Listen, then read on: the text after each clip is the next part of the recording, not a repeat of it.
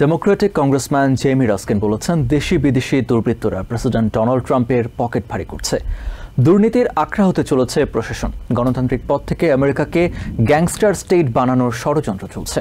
সোমবার এমএসএনবিসির সঙ্গে সাক্ষাৎকারে তিনি আরও বলেন, সৌদিসহ 3টি আরব দেশ সফরে মধ্যপ্রাচ্যে শান্তি প্রতিষ্ঠার জন্য যাননি ট্রাম্প, গিয়েছেন নিজের ব্যবসায়িক স্বার্থে।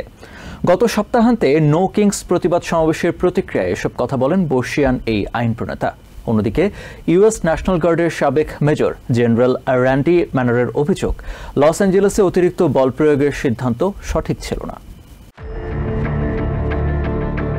সাবেক প্রেসিডেন্ট জর্জ ডব্লিউ বুশ থেকে শুরু করে প্রতিরক্ষা ও জাতীয় নিরাপত্তার সংশ্লিষ্টরা বারবার বলে আসছিলেন, আইন শৃঙ্খলা রক্ষায় রাস্তায় সেনাবাহিনী নামানো আমেরিকার মতো দেশের জন্য সঙ্গত নয়। এজন্য পুলিশ সহ অন্যান্য আইন শৃঙ্খলা বাহিনীর সদস্যরাই যথেষ্ট। কিন্তু আইস বিরোধী অভিযানে প্রবল বাধার মুখে পড়ায় ক্যালিফোর্নিয়ার গভর্নর গ্যাভিন নিউসমের তীব্র আপত্তি সত্ত্বেও লস অ্যাঞ্জেলেসে ন্যাশনাল গার্ডের পর মেরিন সেনা মোতায়েন করেন প্রেসিডেন্ট ডোনাল্ড ট্রাম্প। এছাড়া গত সপ্তাহান্তে ইউএস আর্মির 250তম প্রতিষ্ঠা বার্ষিকীতে রাজধানী ওয়াশিংটন ডিসিতে প্যারেড সহ ব্যয়বহুল আয়োজন করেন তিনি। কাকতালীয়ভাবে একই দিনে ট্রাম্পের জন্মদিন পড়ে গেলেও আয়োজনটা করা হয়েছিল পরিকল্পনা মাফিক। আর এভাবে সেনাদের রাস্তায় নামিয়ে প্যারেড করানোটা ভালো লাগেনি সাবেকদের। তাই তো এসব নিয়ে প্রশ্ন তুলেছেন ভেটারানসরা। এমনকি সুপ্রিম কোর্টের সামনে শান্তিপূর্ণ প্রতিবাদ সমাবেশও করেছেন অনেকে, যেখান থেকে 87 বছর বয়স্ক জন স্পিটসবার্গ নামে এক ভেটারানকে গ্রেফতার করা হয়। তাছাড়া দেশ জুড়েই নো কিংস প্রতিবাদ র্যালিতে সাধারণ মানুষের পাশে থেকে সরব ছিলেন সাবেক সেনাদের অনেকেই। তারা বলছেন, বৈচিত্র্যের কারণেই আমেরিকা বিশ্বজুড়ে প্রশংসিত।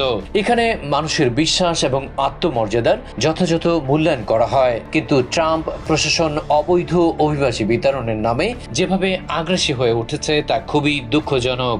ইউএস ন্যাশনাল গার্ডের সাবেক মেজর জেনারেল র্যান্ডি ম্যানারের অভিযোগ, লস অ্যাঞ্জেলেসে অতিরিক্ত বল প্রয়োগের সিদ্ধান্ত সঠিক ছিল না।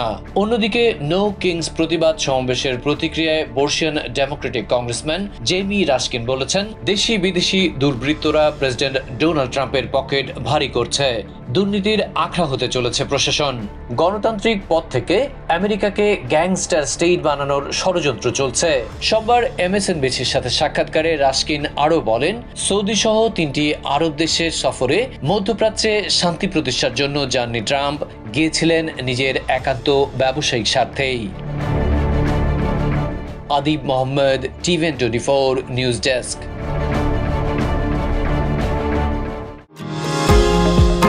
নিউ ইয়র্ক থেকে সম্প্রচারিত টিভিএন 24 টেলিভিশন বিশ্বজুড়ে বাঙালির কণ্ঠস্বর।